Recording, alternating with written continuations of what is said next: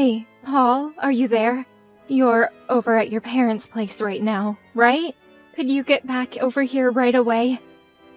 Huh? Pardon me? I think the baby is coming.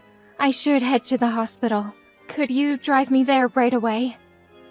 No, can't do it. Wait, what? Why not?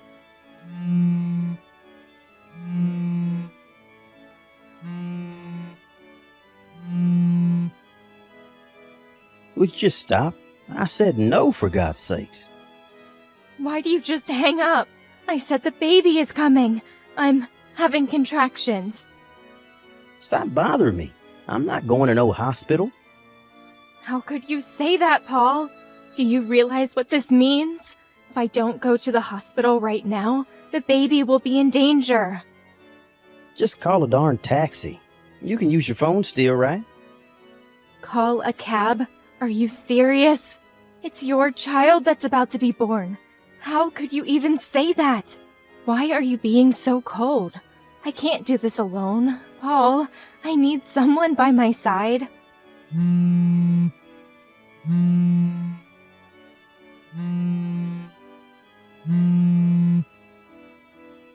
Damn it, you don't give up, do you? I'm too busy to deal with you right now. Don't tell me that Kathy is also having contractions. I remember her delivery date was about the same time as mine. I realize you're worried about your younger sister, but I'm in the same situation here. And you're my husband. Why do you ignore me and give priority to your younger sister? She's got her husband to look after her, doesn't she? Get your mom and dad to help out and work something out, would you? You don't all have to be over there. I mean, use common sense, Paul. This is nuts. I said no way. Call a cab. Paul, you stole my purse, didn't you? Huh? What now? I was getting ready to go to the hospital by cab and checked my bag, and my purse was nowhere to be found. Oh yeah. I was on my way to take Kathy to the hospital and I realized I didn't have any money for a cab. So you took my money? Are you serious? Now how the heck am I supposed to get to the hospital? Get this through your thick skull, Trish. I'm not going to the hospital for you. I made up my mind a long time ago that if Kathy's baby came the same time as yours, I would give her priority over you. You cannot be serious. What's wrong with giving your family members priority over a stranger? You had the gall to have your baby at the same time as her. You have no right to be griping on and on about this, so give it up. Paul, I think I'm going into labor. The water. Come on, Trish. Forget the cab. Just have the baby in the bathtub or something. Figure it out yourself. And Trish, don't make a mess. Paul, Trish here. It was a boy. My neighbor, Carol, helped me out and took me to the hospital. I don't know what I would have done without her. You have got to be kidding me. You had to impose on your neighbor? I had no other choice. I had no money for a cab. I could hardly walk, for God's sake. Carol has kids, so she knows exactly how I felt and knew exactly what to do. Without her help, I don't know what would have happened. Once I'm back from the hospital, and if you have time, please thank her. I can't believe you. We need to be on good terms with our neighbors. Don't go giving our neighbors a hard time, would you? Hey, Paul, when are you coming to the hospital? I mean, you could at least pay one visit. I know you're all worried about your sister, but you're a father now. Don't you even want to see your son? As a father, that's the least you can do. Sorry, but I just can't do that right now. Kathy wants me by her side. I just can't leave her. After giving birth, she's really drained of strength, not to mention her emotional state. No, I'm gonna stick by her side until it gets better. By the way, where the hell is Kathy's husband? Shouldn't he be there? Pardon me? I know she's there at your parents' place, but she lives just down the street. Shouldn't her husband be there by now? Shouldn't he be the one by her side? Oh yeah, didn't I tell you? Guess not. She got divorced about a month ago. Wait, what? She got divorced? It seems that jerk was impotent, which meant that the kid wasn't his. Am I hearing you right? That's crazy. Well, it is what it is. So letting her have a kid all alone with nobody to rely on, it just seemed cruel, you know? As her big brother, I made up my mind to comfort her any way I could. Hold on a second. I heard that Kathy was in the VIP room at this very hospital. Is that true? Yeah, that's right. Don't go complaining that you had to stay in one of those rooms with several other patients. I'm not in the mood to hear that. Relative to what you were saying, I sort of think that Kathy's husband would be demanding compensation for, it seems obvious. She's not exactly well off with that hanging over her head. How could she afford to stay in a VIP room? Yeah, well, I paid for all that. You cannot be serious, Paul. We can't afford to pay the hospital fee for 2 women. Are you nuts? So you saying I should just dump on Kathy, huh? My little sister? No, I'm not saying that. All I'm saying is that I wish you would have talked to me before making such a decision. Just think of our financial situation.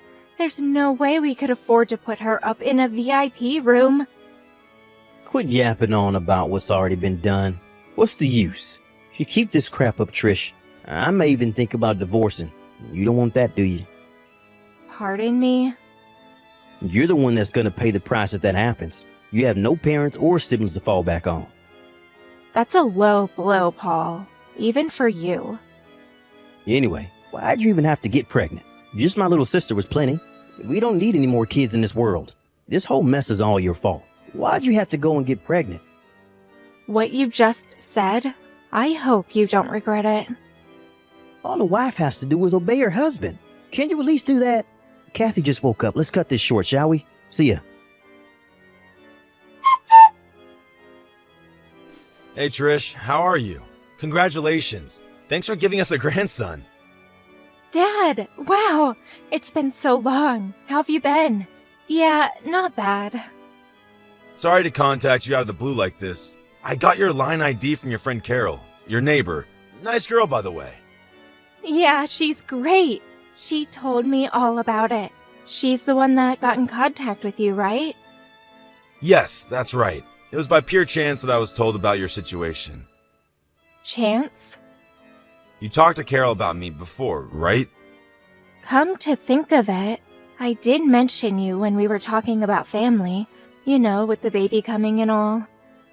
Well, she remembered my name and it apparently rang a bell, so she checked me out. And it turned out that I was the president of the company she was working for. She couldn't believe it at first, but she verified the family ties and got in contact with me through the company intranet system. Whoa, wait, back up. You're the president of a company now? Yes, but it's only happened about 2 weeks ago. I'm really sorry I didn't contact you for so long. As you know, Mom and I divorced some time back. Fortunately, it was amicable. The main reason we got supported was basically because we were both workaholics, lol.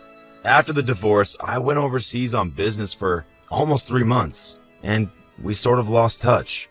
I didn't know she passed away until Carol told me about it. I felt terrible.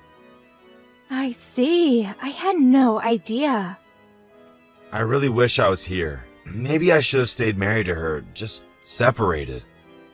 You don't have to feel guilt over that. Mom knew how busy you were, and how much your work meant to you. Knowing Mom, that's probably why she didn't contact you. She's always sent me financial support through the years and insisted that I give you enough breathing space, so you can work to your heart's desire. That's heartening to hear. Thanks for that, Trish. By the way, your husband, Paul, was it? Huh? Yeah, that's right. What do you plan on doing going forward? Do? What do you mean? I heard the whole situation from Carol, so you don't need to hold anything back. Tell me how you honestly feel. Right. I suppose I'm leaning toward divorce. He gives his younger sister priority over me and the verbal abuse that I get. To be honest, I worry about our future together. Fortunately, I plan to return to work once I'm back on my feet. My company is pretty understanding when it comes to maternity leave. When I think about that, divorce seems the better option. Okay, I understand. Then why don't we do this? Give me a bit of time to verify a few things. Verify a few things. Like what? When do you get released from the hospital? Well, if all goes well, I should be out of here by next Wednesday. Alright then. I'll contact you by then and we can work things out. Be patient, okay? Not sure what you're up to, Dad, but yeah, okay. Hey, Trish, are you there? Is that true about your dad? Is this some kind of joke? You never told me he was the president of that major corporation. Why didn't you mention this before we got married? How could you leave out such an important piece of information? Are you totally daft, Trish? He contacted me just last week. It was the first time I heard he was the president of that company. I had no idea. He was working overseas for the past 3 months and just returned last week, and was promoted to president on his return. If your father is the president of that major corporation, well, that means you're the daughter of a big shot. You're like a VIP or whatever. Yeah, well, this only happened 2 weeks ago, so I was never a VIP or socialite or whatever. But you are the daughter of a company president. That's a fact. What the hell is going on here? If I had known this earlier, I would have... This is not happening. Hey, Paul, are you upset about something? You're acting real weird. Yeah, I'm upset. How can I not be? Your father is a big investor in our company. And I mean one of the biggest. Really, I didn't have a clue. And his company is one of our top clients. One move, and he has the power to even bankrupt us. Seriously, this is the first I'm hearing about this. You never mentioned your work stuff to me, so how would I know, right? Apparently, your father contacted the president of my firm and wanted him to check out his employees. He eventually heard there was some sort of shenanigans going on. They found out that me and Kathy's work performance was, not up to par. I'm just assuming here, but I bet you guys were forcing others to do your job and taking time off when you weren't permitted to. Is that about right? Huh? Hold it a sec. Why do you know that?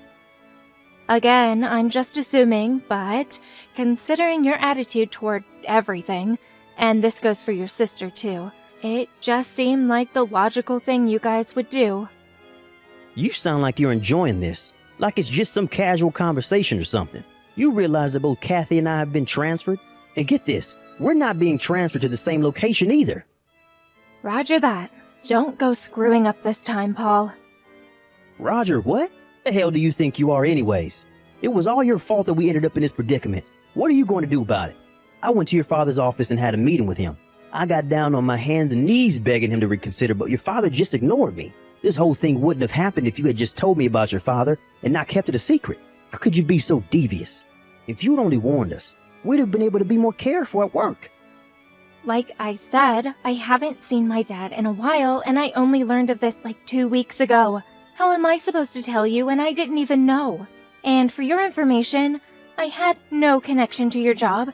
You never told me anything about where you and Kathy worked or what you did. Yeah, so maybe it was my father who checked up on your work performance. But it was you guys who abused your position. To me, it looks like you guys are the only ones that are ultimately responsible. Don't blame all this on me. And another thing, I plan to divorce you once and for all. What? Wait, divorce? My father introduced me to a lawyer, so he'll probably be paying you a visit sometime soon. So I would appreciate it if you would sign it. Trish, come on. You don't want to do this. In addition, I plan to demand compensation for emotional distress that you caused all these years, especially when our baby was born. Any court will rule in my favor. Oh, and I will be demanding the proper child support for our son. We mustn't forget that. No, you can't do this. I have a lot on my plate now. I have to pay for Kathy's stuff, and getting pushed out and transferred to some branch office somewhere means a reduction in pay. Taking money from me now? Your timing is impeccable, Trish. Take money, huh? Isn't that what you did to me? When I went into labor, you stole my purse. Didn't you take money from me then? You left me there to suffer in pain because I had no money for a cab. If Carol hadn't been there to help, I could have died. I need the money to take Kathy to the hospital. What can I say? That's your problem, Paul. That behavior. That thought process, whatever you want to call it, that's what's screwed about you. But the fact remains that I don't have any money. Looks like this is going to go on into an endless loop, so let's cut it short. But Oh yeah, one more thing. You and Kathy probably didn't realize this, but your mom and dad are both on my side with this. pardon me? When Kathy went into labor, your folks went straight to the hospital with her, as any parent would. They only found out that I was all alone at the hospital was when they got home that night. They were furious for the way you acted towards your wife. They apologized profusely. Your mom was on the verge of tears. I ended up comforting her. They were overjoyed that I had reunited with my father and agreed to the divorce without complaint. Are you really serious? From now on, I want you to go through my lawyer. Anything you need, just contact them. Please don't contact me directly anymore. You got that, Paul? Trish, you can't do this. Goodbye. My son and I moved into my father's spacious condo downtown. On the day I was to be released from the hospital, my in-laws helped me escape without Paul or Kathy getting wind of it. They also helped in convincing Paul into agreeing to a one-time payment for damages and for child support. In return, I promised them that I would allow them to visit their grandson on occasion. I made sure I no longer had any contact with either Paul or his sister Kathy. I later heard that Kathy resigned from the company due to where she was being transferred to, and that she wanted to be with her brother. She blamed Paul for their downfall and insisted that her big brother take care of her as she stayed home with her child. That brother and sister relationship is a bit too bizarre for me. I heard the three of them went living at Paul's apartment somewhere up north. Most of the neighbors think that they are a family. I find it hard to believe that they even have any friends.